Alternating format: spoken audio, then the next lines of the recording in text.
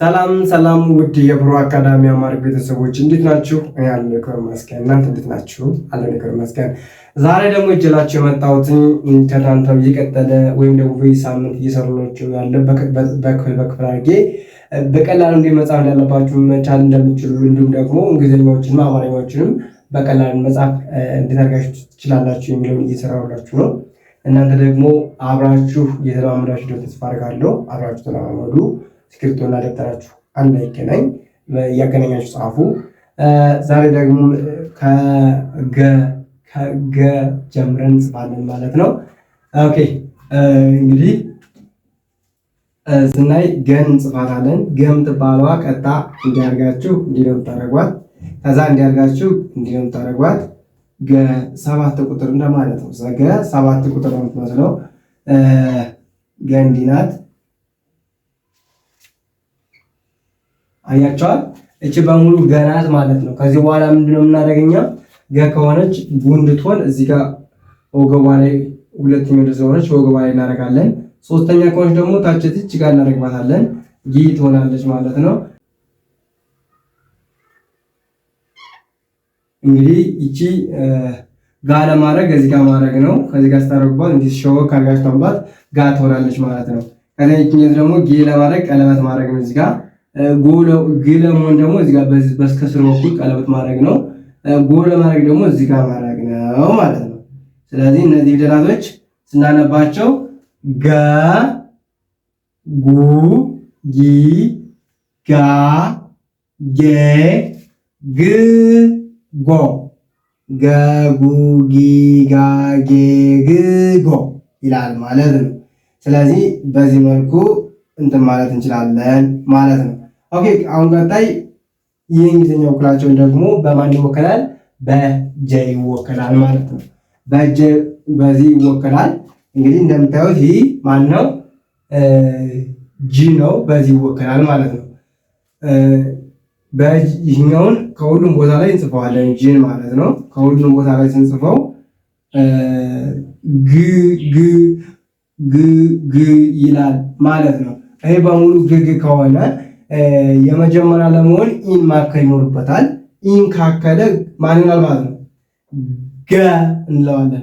ይሁን ካከለ ደግሞ እዚህ ጋር እንደምታዩት ይሁን ካከለ ደግሞ ጉ ይሆናል። አይን ካከለ ደግሞ ሶስተኛዋ ጊ ይሆናል። ኤን ካከለ ደግሞ እዚህ ጋር ምን ይሆናል? ጋ እንለዋለን። አይ ኢን ደግሞ ካከለ ጌ፣ ስድስተኛውን ያከለ መጨረሻው ደግሞ ኦን ያከላል ማለት ነው። ስናነበው ገ ጉ ጊ ጋ ጌ ግ ጎ ድምፅ ይሰጠናል ማለት ነው። ከዛ በመቀጠል ጠን እናያለን። ጠን የሚባለው ደግሞ ቀጥታ እንዳርጋችሁ እንድች ማድረግ ነው። ከዛ በመቀጠል አሁንም እንታረጋላችሁ እንድች፣ አሁንም እንዲህ እንዲህ እንዲህ እንዲህ እንዲህ እንዲህ እንዲህ በን ጽፋችሁ ከዛ በኋላ እዚህ ጋር እንዲህ ማድረግ ከሆነ በን ትጽፋላችሁ። ከዛ እንዲህ ማድረግ ነው።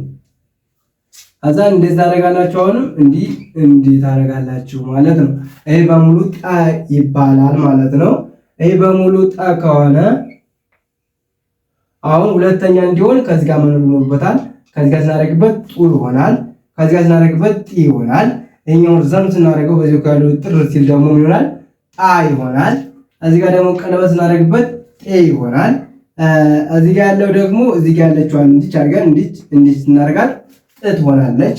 የመጨረሻው ደግሞ ይሄኛው እግሩ ያጥርና በዚህ በኩል ያለው እግሩ ርዘም ይላል ማለት ነው። ጦ ሆነ ማለት ስናነበው ጠ ጡ ጢ ጣ ጤ ጥ ጦ ይላል ማለት ነው። ጠ ጡ ጢ ጣ ጥ ጥ ጦ። እሺ የእንግሊዝኛ ወክላቸው ደግሞ የጠ በቲ ነው። በእንደተ ነው የሚወከለው ማለትም በቲ ይወከላል ማለት ነው። በቲ ቲ እንደ ትም እንደ ጥም ትነበራለች። ምክንያቱም ጠ የሚባል የአማርኛ ድምፅ ብቻ ነው እንጂ ያላት የእንግሊዝኛ ድምፅ ጠ የሚባል ድምፅ ስለ ማለት ነው። ኦኬ እዚህ ጋር እንደምታዩት ቲ ቲ ት ወይም ት ማለት ነው። ያችሁት አይም በዚህ ሁሉ ትትተ ነው። ነገር ግን ጠ እንዲሆን እዚህ ጋር ይናክላለሁ ዩን ሳክልበት ጡ ይሆናል ወይም ቱ ይሆናል። እዚህ ጋር ግን ጡ ብላችሁ ያዙት ጡ። ከዚህ ጋር አሁንም አይ ስታክሉበት ጢ። እዚህ ጋር ደግሞ አሁንም ጣ አይ ኢንስታክሉበት ጤ። እዚህ ጋር አይጨመርበትም። ከዚህ ጋር መጨረሻው ላይ ግን ኦን እናክላለን ማለት ነው። ኦን ስናክልበት ጦ ይሆናል። ስናነበው ጠ ጡ ጢ ጣ ጤ ጥ ጦ። ይህኛው እንግሊዝኛው የሚያገለግላችሁ ኖርማል እንግሊዝኛ ስታነቡ እንግሊዝኛ ላይ ይህኛው አይመጣም። እንግሊዝኛ ላይ ይህኛው አይመጣም። የኛ ድምፅ ስለሌለው እንግሊዝኛ ጋር ስታገኙት ይህን አትጠቀሙም ማለት የዚህን ድምፅ አትጠቀሙም ማለት ነው። በቲ ነው የምትጠቀሙ። ነገር ግን አማርኛ ለመጣፍ ብትፈልጉ ለምሳሌ በእንግሊዝኛ በኪቦርድ ምናምን ጓደኛ ጋር ለመላክ ብትፈልጉ ጠን መጻፍ ፈልጉ እነዚህ ተጠቅማችሁ ማለት ትችላላችሁ ማለት ነው። ቀጣይዋ ጨ ናት። ጨ የምትባለው ደግሞ ልክ እንደ ጠን ጽፋትና እንደ ጠ እንዲያርገን እንዲች እናደርጋታለን። ከዛ አሁንም እንዲች እናደርጋታለን። እዚህ ጋር ማሁን እንደምታዩት እንዲች እናደርግና እንዲች ጨ ናት። ጠቅላላ አሁን ጨን እንጽፋለን ማለት ያ ማለት ጨን ትጽፋላችሁ። እዚህ ጋርም ጨን ትጽፋላችሁ። እዚህ ጋርም ጨን ትጽፋላችሁ። ከዚህ ጋርም ጨን ትጽፋላችሁ ማለት ነው። ሁሉም ቦታ ላይ ጨን ጻፍን ማለት ከዚህ በኋላ ምንድነው ሁለተኛ እንዲሆን ከዚህ ጋር እናደርጋለን። ሶስተኛ እንዲሆን እቺ ቀለበቷን እናጠፋትና ምንም እናደርግ እንዲያግድም ተዋታለን ማለት ነው። አራተኛ እንዲሆን እዚህ ጋር ያለውን ቀለበት ታጠፉትና ማለት ነው። እዚህ ጋር ያለውን ርዘም ይላል። ወደዚህ በኩል ያለው እግሩ ምን ረዝሞ እዚህ ጋር ቀለበት ይኖረዋል ማለት ነው። ስለዚህ ጫ ሆነ። ጪ ደግሞ እዚህ ጋር እንዲያግድም ታደርጋላችሁ። ከዛ ክብ ታደርጋላችሁ ማለት ነው። ጪ የምትባለው ደግሞ መሀል ላይ ያለችዋን እቺኝቱን ታረጓትና ከዛስ እንዲህ እንደሆነች እንዲዝቅ ታረጉና ቀለበት ታደርጋላችሁ። የመጨረሻው ደግሞ በዚህ በኩል ያለው እግሩ ምን ይላል? ይረዝማል። በዚህ በኩል ያለው እግሩ አጭር ይሆናሉ። በዚህ በኩል ያለው እግሩ ደግሞ ረዝሞ ቀለበት ይኖራል ማለት ነው። ስለዚህ እንደዚህ ነው የሚጻፈው ማለት ነው። ስንቆጥረው ጨ ጩ ጪ ጫ ጬ ጭ ጮ ጨ ጩ ጪ ጫ ጬ ጭ ጮ ይላል ማለት ነው። ኔክስት እንግዲህ የእንግሊዝኛው ክላቸው ደግሞ ሲኤች ነው የሚወከለው።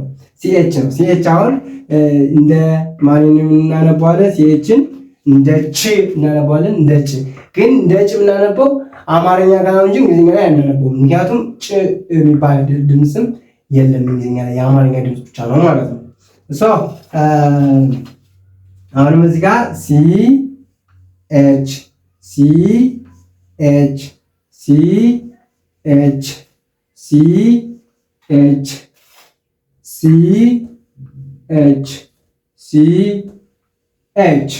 ከሁሉም ቦታ ላይ ማናለን ሲኤች ወይም ደግሞ ጭ አለን። ከዚያ ከአንደኛው ጋር እናከላለን ጨ ይሆናል። ዩን ስናክልበት ጩ ይሆናል። አይን ስናክልበት ጪ ይሆናል። ኤን ስናክልበት ደግሞ ጫ ይሆናል። አይን ስናክልበት ደግሞ ጭ ይሆናል። ጭ ደግሞ ምንም የለውም። መጨረሻ ላይ ኦ እናክላለን። ኦን ስናክል ጮ ይሆናል ማለት ነው።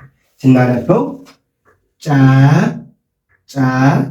ጩ ጪ ጫ ጬ ጭ ጮ ይላል ማለት ነው። እንግዲህ የዛሬ ትምህርታችን ይህን ይመስላል። እስኪ ስለተከታተላችሁኝ ከልብ አመሰግናለሁ።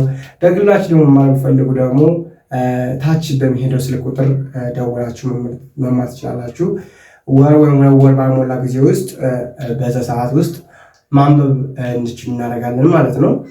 ማንበብ ማትችሉ ከሆነ እንዲሁም ደግሞ መጻፍ ማትችሉ ከሆነ እንዲህ ሌሎችን ማትችሉ ከሆነም ሁሉንም እናስተምራለን። እናንተ ብቻ መደወል ነው የሚጠበቅባችሁ።